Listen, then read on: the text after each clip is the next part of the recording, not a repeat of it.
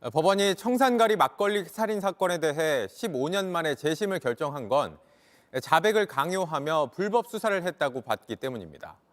그런데도 당시 수사를 했던 당사자들은 표창을 받고 승승장구했거나 국회의원이 됐거나 이 사건을 자신의 성과로 내세우고 있었습니다. 조혜연 기자가 취재했습니다. 최근 광주고법은 이른바 청산가리 막걸리 살인 사건의 재심을 결정했죠. 위법한 수사가 있었다는 취지였습니다. JTBC는 당시 수사와 재판을 맡았던 사람들을 추적해봤습니다. 먼저 검찰 수사관 정모 씨입니다. 아까는 왜 인정했어요? 원래만 떨려서 거짓말했습니다. 어제 말 한마디 다 끝날 것 같아요? 아, 잘못 났죠? 네, 뭐 거짓말 이렇게 막 반복주세요.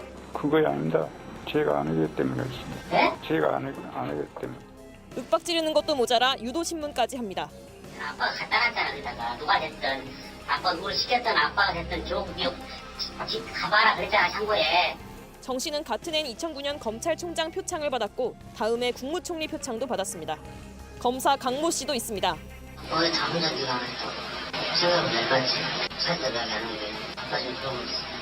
강 씨는 이후 비위 의혹으로 옷을 벗었습니다. 그 위에 김회재 차장검사는 국회의원이 됐습니다. 당시 브리핑에서 진술의 허점을 치밀하게 파고드는 과정에서 진실을 토로한 것이라며 모두 영상 녹화돼 있다고 설명했습니다. 하지만 영상은 되레 위법 수사의 단서가 됐습니다. 김 의원은 실체적 진실을 밝히기 위해 최선을 다했다는 입장입니다. 당시 수사를 총괄했던 순천지청장은 지금은 변호사입니다. 청산가리 막걸리 사건을 주요 이력으로 내세우고 있습니다. 재심 재판부는 당시 검찰의 직권남용이 인정된다고 했지만 공소시효가 지나 수사는 어렵습니다. 1심에서 무죄를 선고했던 판사인 홍준호 변호사는 JTBC에 서면 인터뷰를 했습니다.